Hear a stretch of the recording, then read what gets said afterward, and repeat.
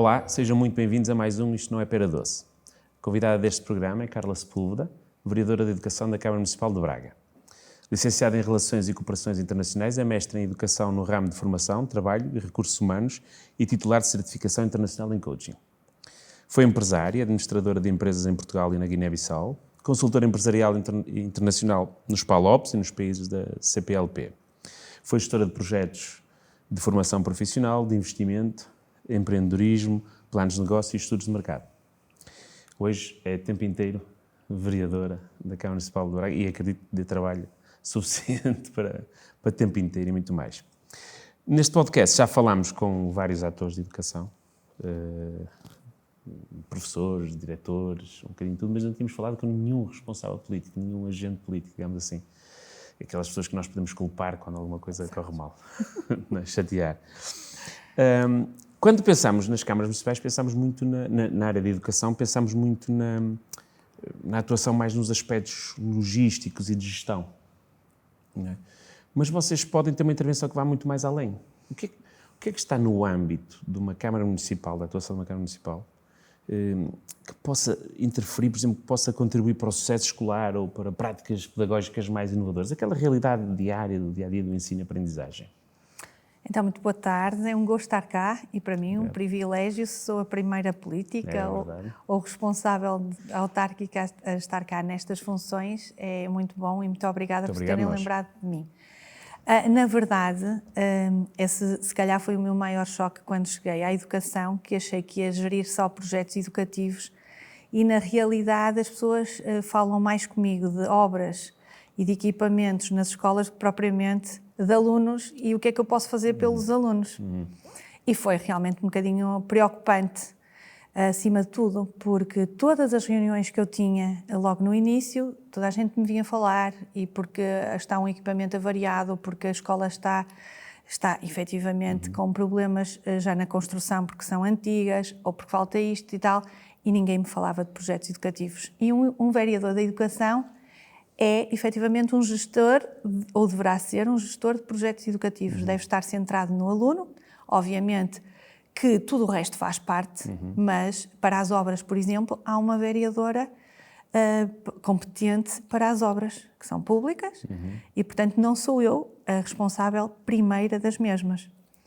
Mas e, portanto, é comigo que vêm escolas, as pessoas entendem que efetivamente têm que falar tudo comigo. Naturalmente que sim, eu ouço, mas tenho que passar.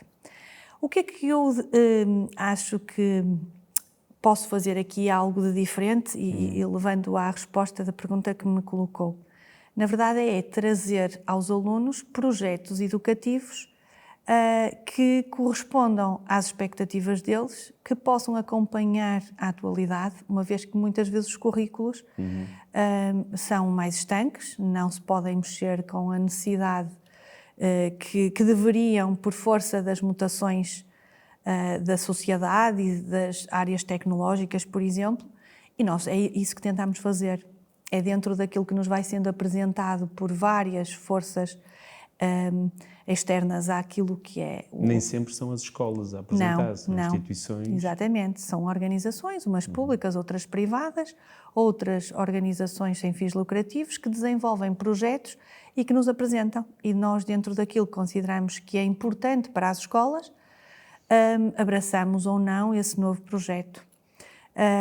Nas escolas há pouca procura disso. Lá está, estão muito concentrados ainda nas questões logísticas. As escolas têm alguns projetos, mas na verdade agora, por força também da transferência de competências, a escola também, nós, enquanto decisores, é que temos que levar para a escola aquilo que efetivamente consideramos como prioritário. O que é que as escolas escolhem? Normalmente, para os mais pequenos, as atividades extracurriculares. Sim. Pronto, aí é que são as escolas que efetivamente, dentro das ofertas que há, vão escolhendo e fazem-nos chegar os pedidos das áreas que querem. Posso lhe dar alguns exemplos em relação a projetos novos que nós levamos para a escola. Levamos a robótica, que muitas das escolas também já têm dentro dos planos de atividades. Atenção que as escolas também desenvolvem projetos internos. Dentro dos planos. Pois é, a minha curiosidade era um pouco terem projetos pedagógicos muito interessantes e que fossem ter com a Câmara e dissesse precisávamos de apoio financeiro, logístico para Geralmente, pelo menos nestes 2 anos que eu estou aqui nestas funções, não tem acontecido. Da Câmara e da organização Exatamente. externa. Nós temos um projeto educativo local que abrange todos os projetos que o município tem, em todos os pelouros, porque não é só a educação que tem, no fundo, projetos interessantes para as escolas, pois há muitos outros, há na área do ambiente, há na área do desporto, por exemplo, na mobilidade, por força de tudo quanto é necessário acompanhar a tendência da sociedade. Portanto, muitos destes projetos até vêm de financiamentos internacionais, que são candidaturas que se fazem, e, portanto, nós, neste documento que é essencial para o nosso dia-a-dia, agrupamos todos os projetos que há e depois vamos distribuindo pelas escolas à medida das escolhas do projeto de atividades, não é? Do plano de atividades que cada escola tem. Exatamente. Que irá dizer. Sim, e portanto não temos os mesmos projetos em todas as escolas. São os senhores diretores de agrupamento que, consoante claro, que vão é a aderindo, sua... querendo participar. Sim, a vontade. Nessa relação que tem agora com as escolas, sente que as escolas têm pouca autonomia, que é um pouco por causa disso, precisariam de mais autonomia para ser capazes de inovarem, de trabalharem projetos próprios, de se tentarem distinguir umas das outras? Nós estamos numa fase de grande mudança, não é? Até nós, para as competências que assumimos. E é uma realidade que as escolas perderam alguma autonomia, nomeadamente financeira, porque as verbas passaram a ser, no fundo, transferidas para o município e é o município que agora trabalha com as escolas e no fundo, estabelece valores máximos para fazer a transferência. E, portanto, as escolas perderam, nesse sentido, alguma autonomia. Contudo, nós, pela relação estreita que temos, estamos sempre abertos e tudo fazemos, nós não damos passos maiores ou tomamos qualquer tipo de decisão sem que antes nos sentemos todos à mesa, expormos aquilo que é a nossa estratégia e todos se sentirem confortável com aquilo que queremos apresentar. Portanto, é sempre uma relação do município com os agrupamentos de escola. Sim, vocês reúnem-se, ou seja, as escolas não têm só aquele papel de perceber quais são as orientações ou então de ir apresentar necessidades, vocês debatem as estratégias connosco. Tudo, debatemos tudo. Como lhe digo, não há qualquer decisão maior que o município tome sem falar previamente com os seus diretores. E todos têm que estar de acordo. Posso lhe dar um exemplo. No primeiro ano da transferência de competências, nós achamos, e numa primeira fase, como estávamos todos ainda a habituar-nos à ideia do que eram as novas responsabilidades, fazer uma transferência para aquelas necessidades do dia-a-dia igual para todos os agrupamentos. Concluímos ao fim do primeiro ano que não era possível, porque os agrupamentos todos têm necessidades diferentes. Começa por umas serem mais no centro, outras serem mais na periferia, depois passa pelo número de alunos e, portanto, isso não poderia ser. Mas naquele primeiro ano, como foi algo que ninguém estava habituado, como não sabíamos muito bem, as verbas ficaram muito aquém daquilo que era a necessidade e, portanto, houve da nossa parte muito trabalho prévio para depois, com mais consciência daquele primeiro ano e daquilo que efetivamente teria que ser a negociação, por assim dizer, para apresentar aos senhores diretores. E chegámos a bom porto e este ano, já vamos no segundo ano. Está a correr melhor do que... Sim, naturalmente que sim, vamos ouvindo, porque têm canal aberto, quer comigo, quer com as equipas de trabalho. A nossa equipa é totalmente aberta. Cada vez mais eu quero que todos se conheçam, quer pelo telefone, quer pessoalmente, porque muitos falavam com pessoas há anos que nunca tinham visto pessoalmente. Portanto, nós temos neste momento uma equipa totalmente conhecida de uns e de outros e, portanto, sempre que sentem necessidade, nem que seja uma partilha de uma preocupação, nós sempre respondemos. E acho que este trabalho é que é importante e que veio trazer como vantagem da transferência de competências. Olhando um bocadinho, está tão próximo agora dos diretores, não é? Quais são as principais frustrações hoje em dia? Há pouco falámos que se calhar são mais do aspecto logístico, mas serão as únicas? Não, de todo. Passam muito pelas infraestruturas, os alunos cada vez são mais nas escolas, nós temos escolas com muitos alunos. Não têm, muitas vezes, os diretores sequer a oportunidade de dizer que não conseguem receber mais, porque isso passa pela DGEST e, portanto, se a DGEST muitas vezes diz que coloca alunos administrativamente, o diretor só tem que os acolher. Portanto, isto é uma frustração, porque há sempre que adaptar os espaços, mas não só. Depois sabemos que os professores não estão a passar uma fase muito boa, porque estão muito cansados da falta de reconhecimento, da falta de autoridade, do congelamento das carreiras, portanto, muito desmotivados. Depois sabemos que a burocracia é enorme, queixam-se imenso das horas de trabalho que têm fora da escola. Fora da escola e fora das atividades de ensino. E fora das atividades de ensino. Depois passamos uma altura também que, como todos nós sabemos, Braga é a cidade que mais cresceu a nível nacional, nos últimos censos dizem isso, não é? 6,5%. E temos uma comunidade migrante muito grande em Braga. Posso-vos dizer que nos 25 mil alunos que temos este ano de 23-24, 5.166 são estrangeiros. Eu acredito que algumas turmas, em algumas escolas, não existiriam não teriam o mesmo número, se calhar não sei se seriam viáveis ou financiáveis, sem esta comunidade. É verdade. É verdade. E, portanto, tudo isto são dificuldades que os diretores encontram no seu dia-a-dia, porque a escola tem obrigatoriamente que se adaptar. Nem sempre estão todos de acordo e, portanto, posso-vos dizer que tenho tido testemunhos de grande desgaste de algumas das pessoas que estão à frente das direções, o que é normal. Eu às vezes fico com esta noção, não sei se também tem essa impressão, que o ensino em Portugal está muito estruturado em torno de uma série de burocracias, de exigências, relatórios, evidências e pouco sobre uma visão pedagógica que queremos implementar nesta escola. É verdade, é verdade. Isso é angustiante para quem está ali a trabalhar naquela escola. Para todos, porque aquilo que devia ser gasto, que é o tempo centrado no aluno, no desenvolvimento do aluno, porque os alunos são todos diferentes uns dos outros, acaba por muitas vezes ficar aquém, porque a nossa paciência é finita, o nosso tempo também é finito, as pessoas acabam por se queixar que já até vida pessoal deixam de ter. Sim. E depois o que é a tolerância, no fundo a paciência que é necessária para o dia-a-dia, muitas vezes não é a mesma, porque chega-se ao fim de um dia de escola e há não sei quantos documentos que se têm que preencher para as estatísticas. Sim, e é complicado. Muita coisa, e uma tecnologia ainda muito obsoleta que ainda é utilizada.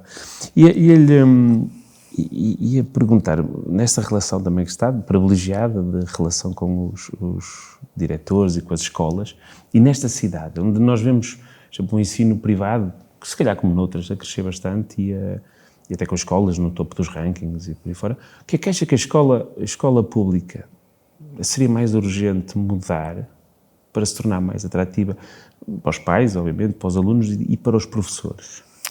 Para começar, as infraestruturas. Eu acho que nós temos obrigatoriamente que olhar para as escolas mais antigas. Temos escolas que nunca têm ou não têm intervenções desde quase a sua construção, não é? Vamos fazendo as pequenas manutenções, as escolas fizeram o que podiam, nós estamos a fazer, mas convenhamos que aquilo que é necessário hoje é muito diferente.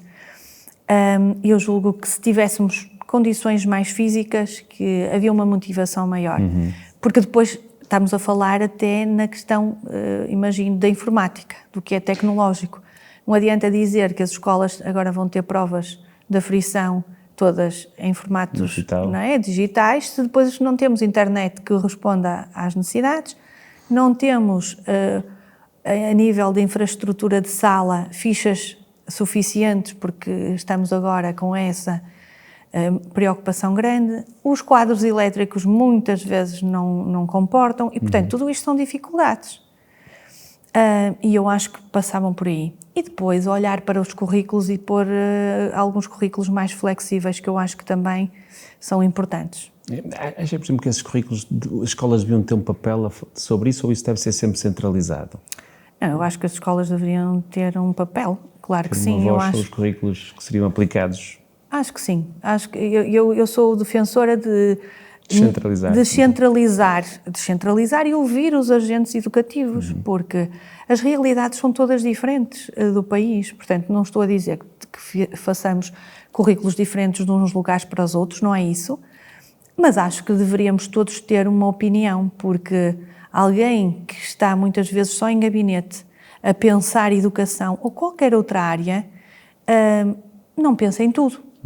Não é? Nós só quando vimos para o terreno, quando auscultamos, quando falamos com os outros é que percebemos efetivamente o que é que a pessoa sente, qual é a opinião, e depois efetivamente aquelas áreas que são de tendência maior deveriam ser naturalmente postas à disposição de todos. Estava a pensar, inclusive, por exemplo, Braga é um concelho onde há muitas empresas tecnológicas. A Universidade do Minho, ao longo das últimas décadas, revolucionou aqui um bocadinho isto no ensino da computação. E, por exemplo, seria necessário implementar mais programas vocacionados para a aprendizagem das matemáticas, da computação, para orientar. Sem dúvida, e isso nós também fazemos parcerias e levamos alguns dos projetos que nos são muitas vezes apresentados até por associações de alunos que querem levar para dentro... A Câmara tem apoiado? Temos apoiado, sim. Por exemplo, posso-vos dar alguns exemplos. O cientista regressa à escola. Qual é a ideia deste projeto? A ideia deste projeto é que qualquer criança numa escola primária perceba que daquela escola, daquela sala, que muitas vezes o cientista estudou naquela escola e naquela sala, saiu dali. Portanto, que o aluno que saiba que pode ser o que ele quiser no seu futuro profissional. E, portanto, o que nós temos tentado fazer é apadrinhar ou abraçar projetos que as instituições, e muitos deles também a nível da programação da Universidade do Minho, ou nas instalações da Universidade do Minho, nos laboratórios, que muitas vezes também se abrem, sobretudo em alguns períodos, como o sábado de manhã, para as crianças que tenham interesse, os pais os inscreverem para começarem a programar, ou então que se disponham para fazer o desenvolvimento do projeto dentro de uma escola. E é isso que eu acho que é importante, esta aproximação. Por exemplo, estes dados recentes, não é? Já não posso estar agora a exagerar, mas 30% dos nossos jovens, não é? estão a viver no estrangeiro, a trabalhar no estrangeiro, não é? Temos uma quebra das pessoas que estão aqui a estudar e que concluem a sua formação aqui em Portugal e depois são contratados lá para fora. E temos também em Braga, sente isso, acho que há muitas empresas tecnológicas a procurar aqui a cidade ou com interesse de vir para aqui. O que é que um concelho pode fazer para reter este talento aqui? Condições financeiras, porque muitos destes jovens o que procuram é um salário à altura das suas expectativas. Nós sabemos disso, porque ninguém vai para fora, a não ser um gosto pessoal, que as experiências internacionais são todas muito válidas, até para o crescimento pessoal é importante. Mas eu acredito que se as condições financeiras destas empresas que para cá vêm corresponderem àquilo que pagam lá fora noutros países, que os nossos jovens não saem. Naturalmente que sim, acredito que sim. Ok, vamos falar um bocadinho, já tínhamos começado a falar um pouco da multiculturalidade. Quem não vive em Braga não faz bem ideia, porque fala-se muito da sangria que nós temos na nossa população, da quebra da natalidade, mas Braga tem compensado muito isso com a imigração, com I, não é? Muita gente a chegar aqui, muitos jovens a chegar aqui. Isso cria grandes desafios nas escolas, na integração. Que projetos é que vocês têm desenvolvido, de forma que têm apoiado as escolas para... As escolas têm tido, efetivamente, aqui um papel crucial no acolhimento, que é a primeira chegada, o primeiro impacto que estes alunos têm na escola e aqueles que estão, como os recebem. Portanto, este trabalho que é preciso mudar as mentalidades daqueles que já estão para receber os que vêm, é um trabalho que tem sido, efetivamente, muito apoiado. A promoção da língua portuguesa, que é essencial, porque quem chega, a maior barreira que tem é a língua portuguesa. Até para os falantes de língua portuguesa, o nosso português não é igual em todo lado. E notamos muita dificuldade também, é na compreensão dos manuais, no dia-a-dia, com diferentes formas de se dizer a mesma coisa e, portanto, tudo isto é um trabalho grande a fazer. E o que as escolas têm feito e o que nós temos apoiado é o desenvolvimento de atividades multiculturais, exposições, a envolvê-los em atividades diversas, como a música, por exemplo. Nós temos aqui um conjunto de 55 alunos afegãos que fugiram à guerra e que estiveram num primeiro ano em Lisboa e que depois, por força, não sabemos bem de quê, vieram para Braga. E foi preciso dividi-los, porque as faixas etárias eram bastante diferentes, portanto, os ciclos de estudo naturalmente também, e foi necessário dividi-los pelas escolas que tinham ensino articulado da música. E no fundo, dividi-los, mas depois compensar, porque eles tinham que estar juntos. Primeiro pela língua, porque a língua deles é muito diferente e alguns não falavam bem ainda o inglês, e depois por força da necessidade que eles tinham dos ensaios da própria orquestra, que representam ainda do Afeganistão, e aquilo que se fez foi tentar que as escolas os integrassem nas turmas da própria faixa etária, mas também nos vários concertos e várias apresentações de performance. Sim, eles estão perfeitamente integrados, estão aqui há um ano e pouco, já falam todos português, e este ano tiveram uma iniciativa que nós louvamos muito e aí podemos tirar também aqui algum exemplo de integração e do quão bem eles foram recebidos, que eles próprios, como valorizam muitas pessoas com mais idade, os avós e as pessoas que já estão numa faixa etária de não trabalhar e que estão nos lares, quiseram eles próprios organizar um concerto numa instituição e fizeram um concerto de Natal espetacular, com as músicas deles e um medley de músicas internacionais nossas, daqui do mundo, mais europeu, e tocaram para todos. Portanto, isto é um exemplo da boa integração que as escolas têm. E depois, fora da escola e à volta da escola, é integrar as famílias, que isto é essencial. E nós, para além do Gabinete de Apoio à Imigração, que tentamos, obviamente, numa primeira linha, receber quem nos procura e orientar para cada um dos nossos parceiros, porque, embora nós tenhamos este gabinete a funcionar no balcão único da Câmara Municipal, nós estabelecemos parcerias com várias organizações, nomeadamente, posso dar um exemplo, da Cruz Vermelha, por exemplo, da Caritas, que têm gabinetes próprios para acolher as pessoas que chegam e orientá-las a todos os níveis.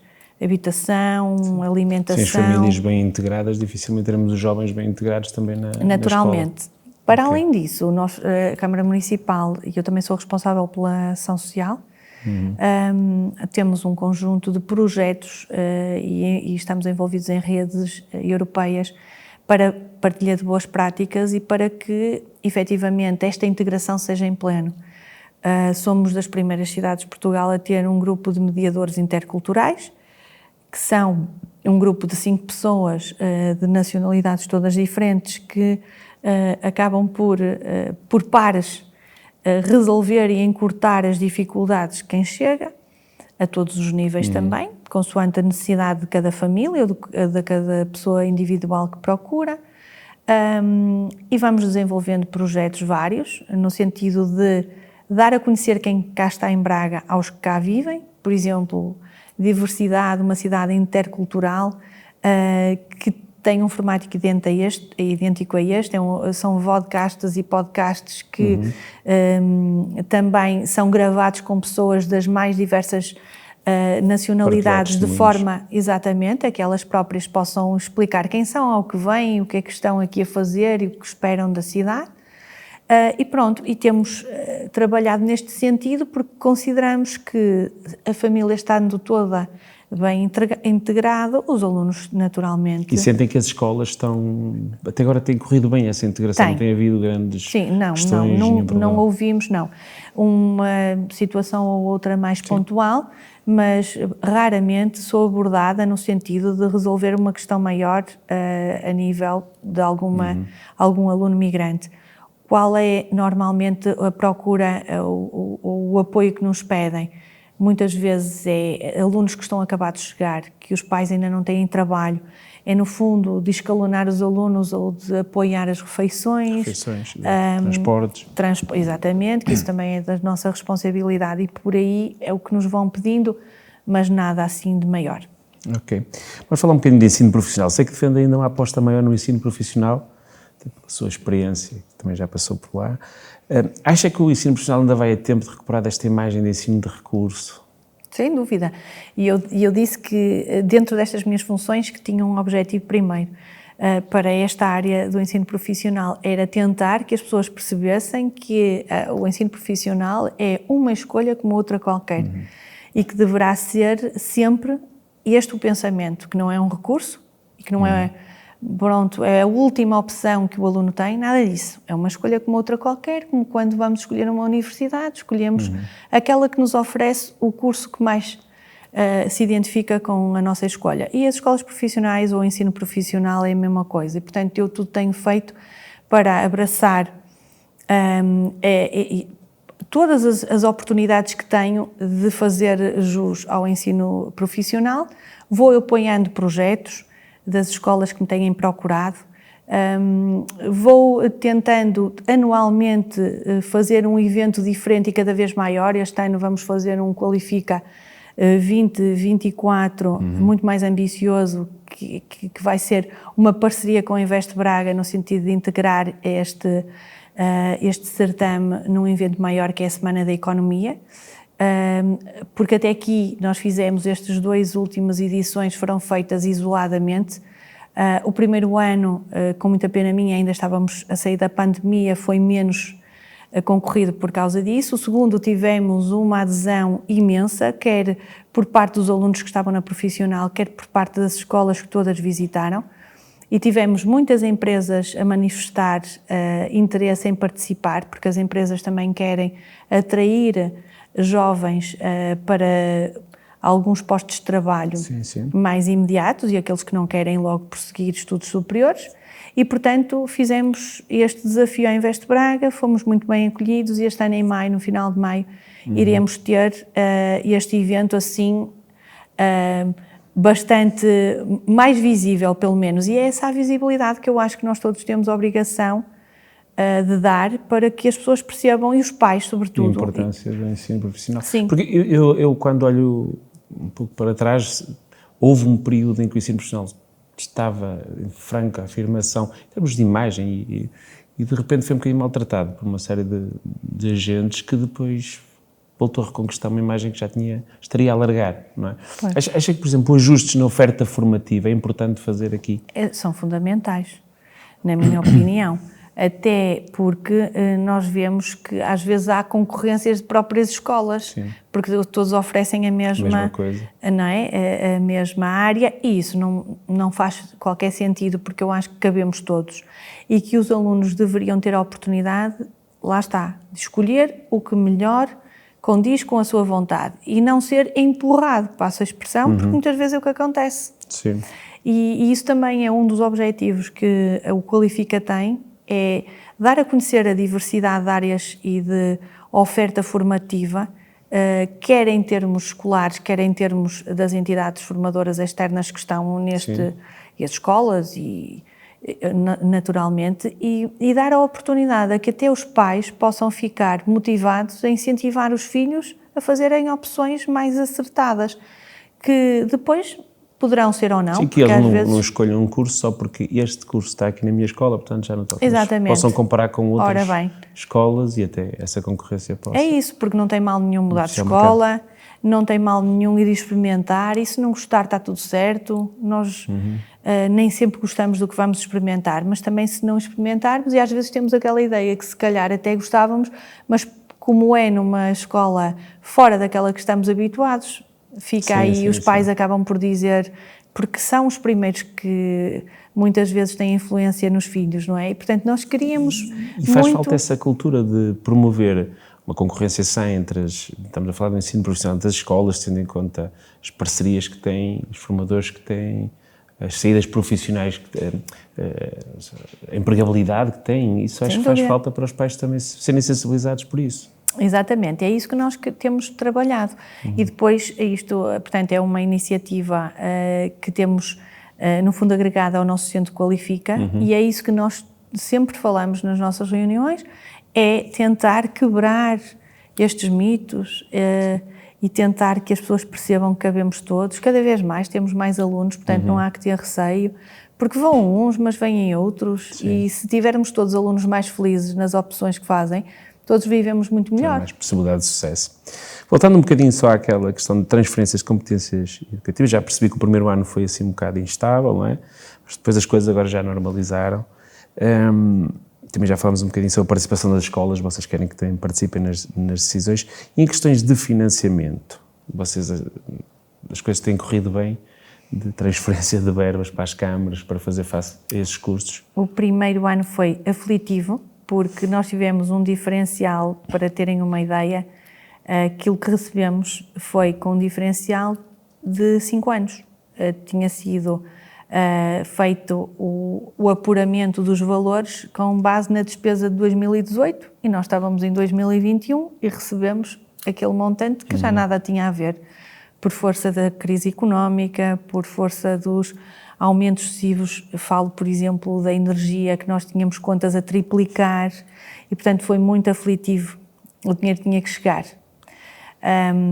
Agora estamos mais equilibrados, o Estado tem feito reembolsos mais ou menos atempadamente e nós vamos conseguindo, porque ganhamos escala quando fazemos os concursos, e isto era um objetivo da transferência de competências, e na sua essência aquilo que é pensado está bem pensado. O problema é que depois na prática, até que fique tudo mais ou menos, as agulhas todas bem afinadas, é difícil e sofremos todos muito, as escolas, nós próprios internamente, porque não estávamos de facto a contar. E depois um constrangimento que tem sido para nós maior é aos poucos vindo a assumir mais responsabilidades que muitas vezes só sabemos em cima da hora. Recordo, por exemplo, o último que foi o ano passado, que passamos a ser responsáveis pelas manutenções e equipamentos informáticos e de repente lá tínhamos que estar a falar com empresas e ter que arranjar uma estratégia para, na verdade, continuar a não, no fundo, a não prejudicar as escolas, porque nós sabemos que se avaria um equipamento qualquer que é essencial para o dia-a-dia, na verdade, se não temos ninguém ali à altura de ir fazer o serviço, vai causar um grande constrangimento. E, portanto, estas datas nunca são acordadas com os municípios, não nos fazem qualquer tipo de pergunta. Pois, e eu imagino a formação que também, para vocês também é necessário. Vocês de repente têm que lidar com problemas específicos das escolas, para os quais eles já lidavam, fazer contratações nessas áreas, e não estão habituados a lidar com esse problema. Não tivemos formação nenhuma, tivemos legislação para ler, para estudar. Portanto, vamos contratar nesta área um produto ou um serviço. Não podemos, temos que abrir concurso, naturalmente, e tudo o que é inerente a um concurso público. Se há algum conhecimento técnico específico, é difícil tomar essas decisões. Depois nós tomamos uma decisão que, para ganhar escala, fizemos opções, imagina, até mudamos, recordo-me que tivemos um problema enorme no início, foi com papel higiênico, parece uma coisa estranha, mas é verdade. Porquê? Porque tivemos que arranjar um fornecedor, muitas vezes depois, como o universo é muito grande e são muitas escolas, as quantidades nem sempre, não é? Estão disponíveis para fazermos no fundo, o abastecimento necessário naquelas datas e, portanto, até isto nós tivemos que gerir. Quando é que, em que alturas é que se fazia a reposição dos materiais, os marcadores dos quadros, depois uns gostavam de uns, outros gostavam de outros. Portanto, tudo isto é preciso gerir. E eu imagino que isso sempre possa criar distorções no mercado, no sentido que, enquanto, por exemplo, distribuído pelas escolas pode haver muitos fornecedores, há a vantagem de vocês negociarem um preço muito melhor, mas acabam por reduzir, por exemplo, a um fornecedor, não é? Colocam o que acontece. Só quem vai ganhar o concurso, não é? Exatamente. O preço e o resto dos critérios. É o que acontece. Mas acaba por criar essa... Isto tem-nos causado, assim, alguns constrangimentos, é verdade. O primeiro ano, então, foi terrível, porque tínhamos que, efetivamente, definir o mais ínfimo pormenor que não nos passaria pela cabeça, porque depois Uns gostavam de escrever preto no quadro, outros azul, e porque este marcador, porque é desta marca, não funciona aqui. Portanto, tudo isto teve que ser tudo muito bem pensado. Voltando ao papel higiênico, até o dispensador tivemos que pôr todos iguais, porque as escolas todas têm estruturas diferentes. E, portanto, tudo isto não é pensado, mas para quem está no processo é doloroso. É muito doloroso. Depois podíamos falar das cozinhas, podíamos falar de tudo o resto, não é? Herdamos tudo obsoleto. Chegámos às escolas e tínhamos as cozinhas completamente estragadas, os equipamentos, metade não funcionavam, outros estavam enferrujados. Portanto, tudo isto foi um ano terrivelmente mau para todos. E, portanto, aos pouquinhos nós vamos tendo que traçar estratégias de prioridade por prioridade e garantir os inícios do ano a começar o mais calmos possível e pronto, e vamos levando a nossa missão em frente. Estamos mesmo a terminar, eu vou-lhe fazer uma pergunta que eu sei que não é da vossa responsabilidade, mas que se falou há uns tempos e assustou muita gente. E contratação de professores, isso fazia sentido, por exemplo, ser descentralizado para as autarquias, quando se falava dessa possibilidade que muita gente não queria? Isso agradava-lhe essa ideia ou acha eu, francamente, não parei muito para pensar nela, porque como tenho tido tanta responsabilidade para pensar em tudo o resto, na verdade não pensei. Mas é como tudo o resto, na verdade, primeiro estranha-se, depois entranha-se, não é? Não sei, teria com certeza as suas vantagens, como, por exemplo, na questão dos assistentes operacionais e técnicos, que pertencem agora ao município.